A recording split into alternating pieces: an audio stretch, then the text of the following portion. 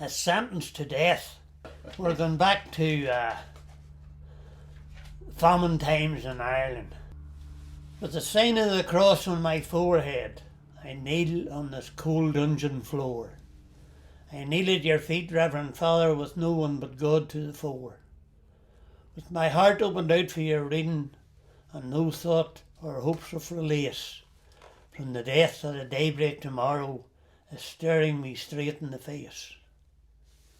I've told you the faults of my boyhood, the follies and sins of my youth, and now to this crime of my manhood I'll speak with the same open truth. You see, sir, the land was their people's for 90 good years, and their toil, what once was a bare bit of mountain, brought into good crop-bearing soil. 'Twas their hands raised the walls of our cabin, where our children were born and were bred, where our weddings and christenings were merry, and we waked and keened over our dead. We were honest and straight with the landlord, and paid him the rent to the day, and it wasn't our fault if our hard-earned cash he wasted and squandered away on the cards and the dice and the poolman, often in deeper disgrace that no tongue could relate without bringing a blush to an honest man's face. But the day came at last that they worked for, when the castles, the mansions, the lands they should hold but in trust for the people, to their shame slipped away from their hands. And at his place there too went till auction. By many the acres were sought, and what cared the stranger that bought it, who'd made it the good land he'd bought. The old folk were gone, thank God for it, where trouble and care can pursue. But a wife and 3 children, when Father in heaven, what was I going to do? Well, I thought, I'll go speak to the new man. I'll tell him of me and of mine, and the trifle I've gathered together I'll place in his hand for a fine. The estate was worth 10 times the money, and maybe his heart isn't cold, but the scoundrel that bought the thief's penceworth was worse than the pauper that sold.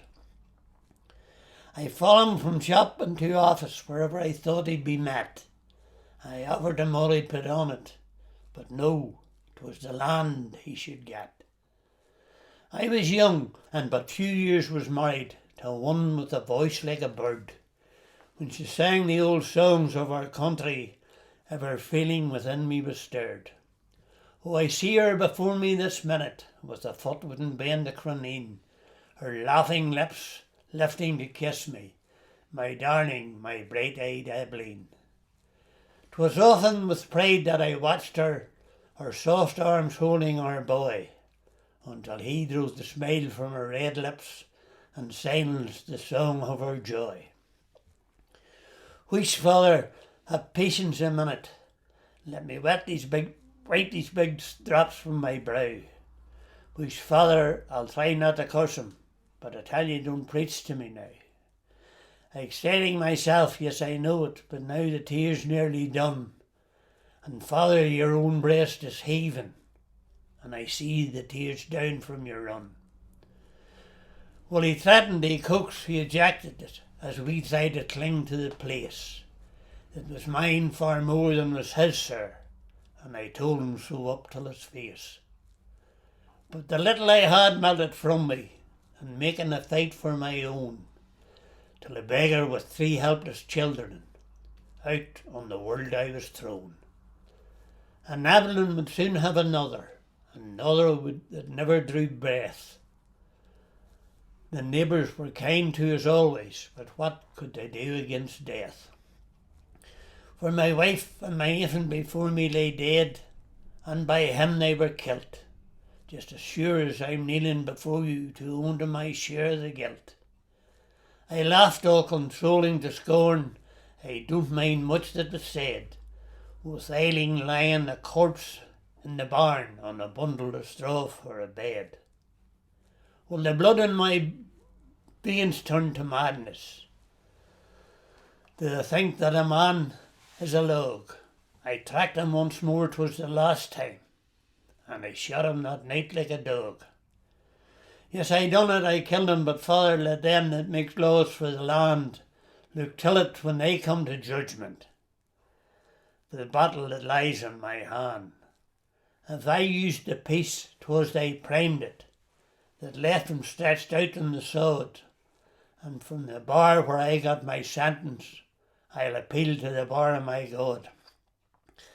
From the justice they never got from them, from the right in their hands that's unknown, till at last, sir, I'll say it, I'm sorry, and took the law into my own, and stole out that night in the darkness, and mad with my grief and despair, I blew the cruel soul from his body without giving him time for a prayer. Well, that's it now, you've heard the whole story. God forgive him and me for our sins. Life for me is now nearly over. The young ones, for them life begins. You'll look, sir, till Evelyn's wee orphans.